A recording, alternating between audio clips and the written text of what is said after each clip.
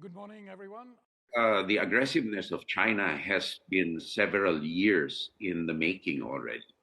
And I believe that China's design for the region does not American leader. It depends on its own plan of action in the region, its own, to our minds, to its own expansionist activities, its own need to control the area. So I believe that although there is a factor on American pushback on China, we see too that this design by China is predetermined by their own leader, irrespective of who an American leader is. I feel that the prospect of war is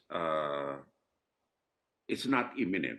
I believe it is remote, but that would entirely depend entirely upon the internal conditions of China. Insofar as the Philippines is concerned, we are not allowed by our constitution to seek war as an instrument of national policy. What we are doing is to create, just like Singapore does, a credible deterrence coupled with diplomacy. You can't have diplomacy without a credible deterrent force.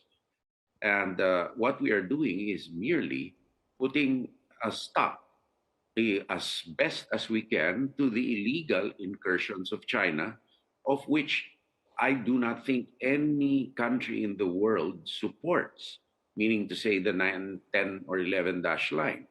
I do not think it has any basis, and the world is united, some more vocal than others, in not supporting this narrative.